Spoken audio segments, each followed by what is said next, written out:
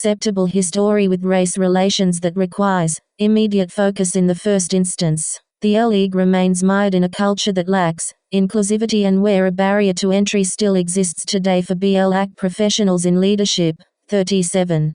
The first iteration of the NFL 3 began in 1920, and it was rife with racism. 3. The NFL was originally known as the American Professional Football LL Conference, then the American Professional Football Association, before being renamed to the NFL in 1922. Case 122 CV00871 Document 1 filed 2 January 2022 page 11 of 58, 12, 38. From 1920 through 1926, a total of only 9 black players were permitted into the league. At that time, the only reason black players were permitted at all was because the then existing teams had difficulty filling out their rosters in the league's early days. 39. Heading into the 1927 season, all 5 of the remaining black players at the time left the league, and from 1927 to 1933, only a handful of black players were permitted to participate. Indeed, during that time frame there was no more than 1 black player in the league per year. 40. In 1933, the league had only 2 black players, but they left at the end of the year, leaving the NFL with none. At this point, the NFL was reportedly financially viable and no longer needed black players to fill vacant positions. 41. This led to one of the most despicable moments in the history of professional sports in the United States. It is widely accepted that the NFL used the absence of black players as an opportunity to impose a gentleman's agreement to ban black players entirely. 42. This initiative was led by the Washington football team's owner George Preston Marshall. For the league's other founding owners, including but not limited to Tim Mehrer of the New York Giants, appear to have colluded and cooperated in this widespread racial ban.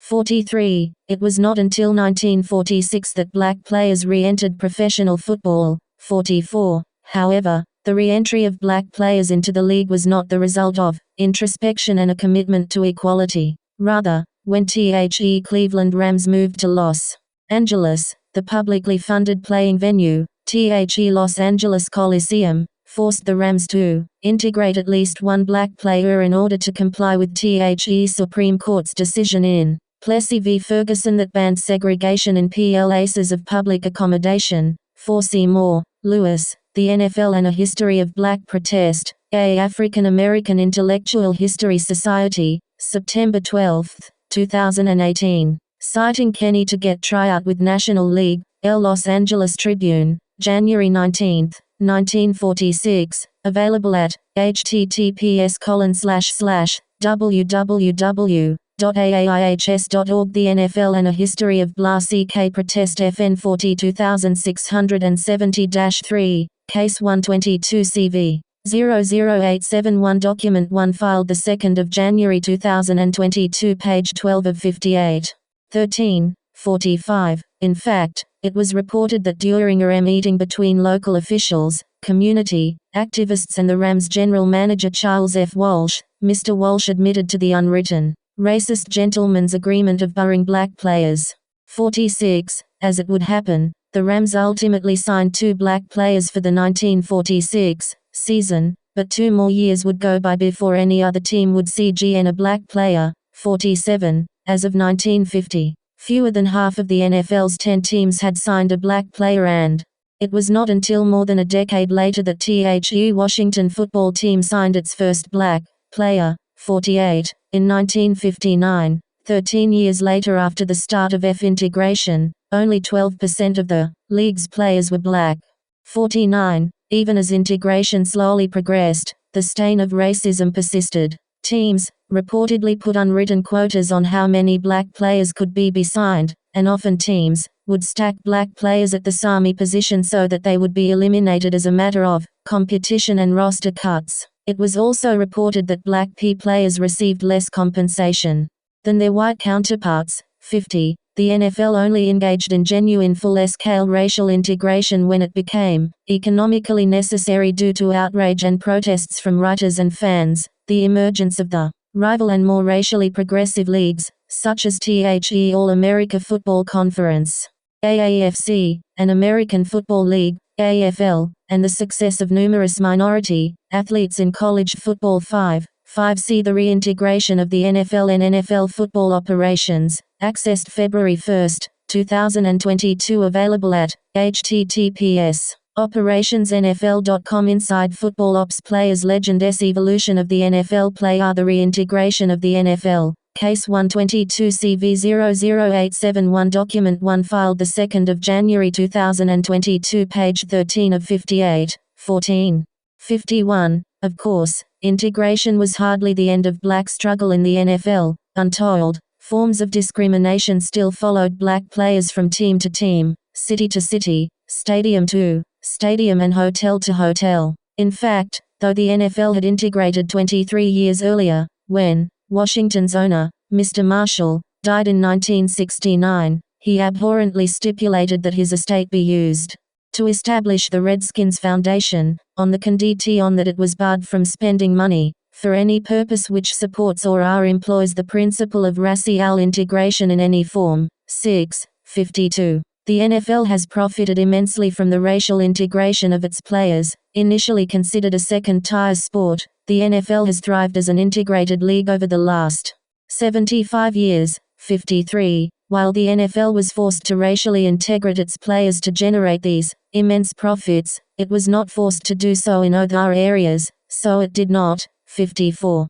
It took approximately 20 years for the league to hire its first black official, Burl Toller. 55. It is widely known by even casual NFL fans that it took until at least the 1980s, approximately 40 years after integration, for teams to genuinely accept black players at the quarterback position, that is Warren Moon and Randall Cunningham.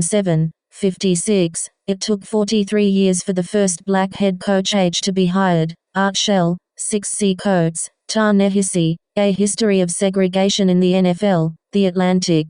November 17, 2011, available at https://www.theatlantic.com. Entertainment Archive 2011/11/A History of Segregation in the NFL /248625. 7. The blatant racial stereotyping of black quarterbacks in terms of the way they have been treated and described must be noted. Empirical studies show that black quarterbacks tend to be praised for their athleticism and criticized for a lack of intelligence. Meanwhile, white quarterbacks are often praised for their intelligence and criticized for a lack of athleticism. See Mercurio, Eugenio, and Philip Vincent, Roughing the Passer. The framing of black and white quarterbacks prior to the NFL draft. H. Howard Journal of Communications 21, No. 1, 2010. 56-71 https://doi.org/10.1080/1064617090350138. The Wonderlic test, used by NFL teams to gauge intelligence of pre-draft players, has been harshly criticized for being discriminatory. See for example Hazel, Ricardo A. NFL Draft Wonderlic leaks reek of racism and classism. The Shadow League April 25, 2017. Stromberg, Joseph. Reminder, the NFL's Wonderlic aptitude test is totally worthless. Vox, May 8, 2014. Case 122 CV00871. Document 1 filed 2 January 2022. Page 14 of 58. 15. 57. It took 54 years for an NFL team to hire a black general manager. Aussie, Newsome. 58. Now, 76 years following integration, there has never been a black commissioner, and there has never been a black majority owner of an NFL team. 59. For a league and its team owners who have profited immensely off the talent of black players, the NFL has never fully acknowledged its history of racism or taken appropriate steps to address its racial disparities. As a black sports writer once wrote, P. Persons, corporations or businesses almost always forget the people or incidents that made them big. The NFL took all the aid the colored American could give, and then as soon as it became big league, promptly put a bar up against the very backbone of its existence. 8. 60. Case in point, Mr. Marshall, in many ways the personification of the NFL's deep-seated institutional racism, is enshrined in the NFL Hall of Fame, and his contributions are lauded by the Hall of Fame's website, with only a passing reference to the fact that he endured his share of criticism for not integrating his team until being forced to do so in 1962. 9. That is, the NFL does not even acknowledge, much less see on them, Mr. Marshall's role in the league's history with racism. Rather, it only notes that he received criticism from others.